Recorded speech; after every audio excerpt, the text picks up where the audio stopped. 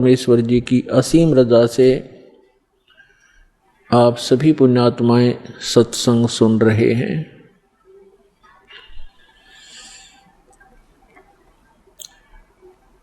सत्संग उन्हीं पुण्यात्माओं को प्राप्त होता है जिन पर परमेश्वर की असीम रजा होती है। परमेश्वर की असीम रजा किन पुण्यात्माओं पर होती है? जो पूर्व जन्म के भक्ति युक्त होते हैं।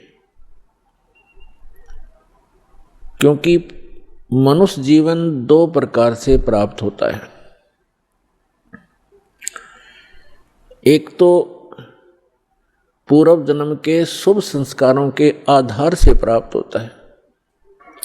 दूसरा टर्न वाइज होता है, एक विधान है प्रभु का, परमात्मा का, कि प्रत्येक प्राणी को 84 लाख प्रकार के प्राणियों के जीवन में एक पूरा चक्कर लगा लेने के उपरांत एक मानव शरीर अवश्य प्राप्त होता है। ये परमेश्वर कबीर जी की हम प्राणियों पर एक विशेष रजा है, और जिस कारण से विवश होकर के इस काल ने हमें एक मनुष्य जीवन देना ही पड़ता है। और वो मानव शरीर ही हमारे लिए एक गोल्डन चांस होता है, एक स्वर्ण अवसर होता है शुभ कर्म करने का, दान धर्म करने का और मोक्ष प्राप्त करने का। और मानव शरीर प्राप्त करके भी हम मोक्ष प्राप्ति नहीं करते तो भारी भूल है प्राणी की। उसका कारण क्या है? उसका कारण ये है कि जो मानव शरीर प्राप्त प्राणी, जो पूर्व जन्म के संस्कार से मानव शरीर प्राप्त किए हुए हैं, वो परमात्मा की भक्ति के लिए अवश्य कहीं ना कहीं जुड़ जाते हैं। चाहे वो अपनी परंपरागत साधनाएं करें या कोई गुरु बना करके उसके बताए अनुसार भक्ति करें, वो भक्ति के बिना, भगवान के बिना वो रह नहीं सकते। चाहे वो दुख में सुमरन कर रहे हों, चाहे वो सुख में कर रहे हों। और दूसरी प्रकार के जो प्राणी होते हैं, टर्न वाइज, यानी नंबर 84 लाख योनियों में कष्ट उठा करके वो फिर मानव शरीर जो प्राप्त किए हुए होते हैं वो भक्ति नहीं करते। उनका स्वभाव पशुओं जैसा ही होता है, बकवाद करना, शराब पीना, मांस खाना, झगड़े करना, बेमतलब किसी के साथ खसना, जैसे पशु जा करके दूसरे को बेमतलब टक्कर मार देते हैं, झगड़े बढ़ जाते हैं।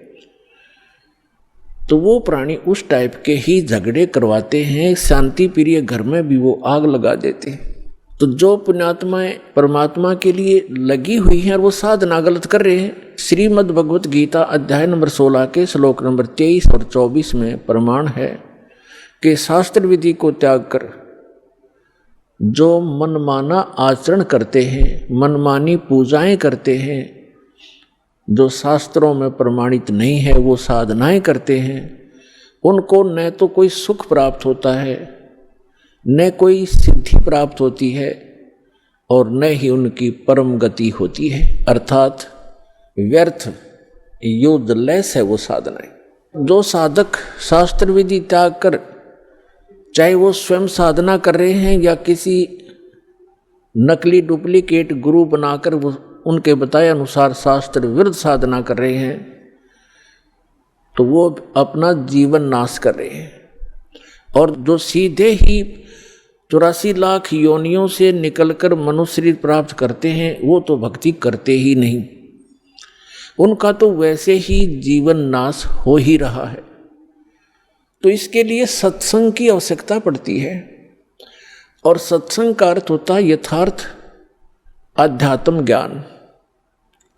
और यथार्थ अध्यात्म ज्ञान केवल परमात्मा ही बता सकता है। अपने द्वारा रची हुई सृष्टि को वही बता सकता है। अन्य चाहे कोई ऋषि है, महर्षि है या देव है, वो केवल अटकलबाजी ही लगा सकता है। जैसे साइंटिस्ट हैं, ये पहले देव आत्माएं थी, उस शरीर को भोग कर ये मनुष्य शरीर में आ गए हैं। अब ये जो ट्राई कर रहे हैं ये केवल अटकलबाजी ही लगा सकते हैं, परमात्मा के विधान को ये जान नहीं सकते। ठीक इसी प्रकार जो ऋषि महर्षियों ने साधनाएं की, अभ्यास किए, मेडिटेशन, हठ योग किए, उनको जैसी उपलब्धि हुई, जैसे आजकल साइंटिस्ट ट्राई कर रहे हैं, ऐसे ही ऋषियों ने ट्राई किया था। तो वो भी सिर पटक कर बैठ गए, उनको कुछ हासिल नहीं हुआ। अंत में ऊट पटांग व्याख्या बना करके सब मानव को संतुष्ट कर दिया। इसी प्रकार ये साइंटिस्ट कुछ दिनों में अपना जो निष्कर्ष है निकाल कर फाइनल कर देंगे, पर परमात्मा के विधान को परमात्मा ही बता सकता है, जीव नहीं जान सकता। तो वो परमात्मा अपने विधान और सत्संग को सुनाने के लिए स्वयं ही आते हैं। ये हमारे सदग्रंथ भी प्रमाणित करते हैं, क्योंकि जैसे पवित्र वेद है ये गॉड गिवन स्पिरिचुअल नॉलेज है, परमात्मा का दिया हुआ अध्यात्म ज्ञान है, चारों वेद। और पांचवा वेद नष्ट कर दिया गया यहाँ के स्वामी द्वारा। यहाँ का स्वामी कौन है? वो ब्रह्म है, जिसको ज्योत स्वरूपी निरंजन अर्थात काल भी कहते हैं। इसको ये डर बना रहता है कि कहीं मेरे अंतर्गत जितने भी ये प्राणी फंसे हुए हैं इनको परमात्मा का वास्तविक ज्ञान ना हो जाए। यदि इनको वास्तविक ज्ञान हो गया और जो सुख में सथल है, सत्यलोक अविनाशी परमात्मा का जो शाश्वत स्थान है, जहाँ कोई दुख नहीं, वहाँ वृद्ध अवस्था और मृत्यु नहीं, इसको डर बना रहता है कि यदि इनको उस स्थान का पता लग गया तो यहाँ कोई नहीं रहेगा। जिस कारण से ये कुछ पुण्य आत्मा होती हैं उनको यहाँ भेज देता है, उनको गुरु पद प्राप्त करवा देता है, फिर वो शास्त्र विरुद्ध साधना बता के पूरे मानव मात्र को भ्रमित कर देते हैं। उसके लिए परमात्मा आते हैं।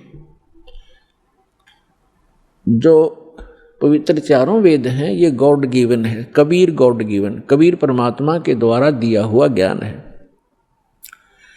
इस काल ने पांचवा वेद समाप्त कर दिया, जिसको सूक्ष्म वेद कहते हैं, जिसको तत्व ज्ञान कहते हैं। उसकी पूर्ति के लिए, उसके अभाव से जो हम यहाँ भटक रहे हैं, उसकी पूर्ति के लिए परमात्मा स्वयं आते हैं। परमात्मा को आज तक जितने भी ऋषि महर्षि, जितने भी धर्म ग्रंथ हैं, जितने भी ऋषि महर्षि हैं, उन्होंने निराकार बताया है कि उसका कोई आकार नहीं है। और जितने भी हमारे धर्म ग्रंथ हैं उन्होंने परमात्मा को साकार बताया है, नर आकार बताया है, सहशरीर बताया है, उसका नाम कबीर बताया है। तो ब्रह्मा जी भी अपनी माता दुर्गा जी से कहते हैं कि माता जी, जब मैं वेद पढ़ता हूँ और फिर आपका अनुभव सुनता हूँ और मैं भी अभ्यास करके जो अनुभव करता हूँ उसमें बहुत विरोधाभास है, वो कुछ विपरीत ही ज्ञान है और हमारा जो अनुभव है वो उसके विपरीत है। तो दुर्गा जी को भी सख्त हिदायत है इस काल भगवान की, क्योंकि ये इसकी पत्नी है ब्रह्म की। इसको सख्त हिदायत है कि वास्तविक जानकारी उस परमात्मा की कभी नहीं बताना। तो ये भी अपने पुत्रों को यथार्थ ज्ञान ना बता करके इसी की महिमा सुनाती है कि वो तो निराकार है, वो सामने आता नहीं,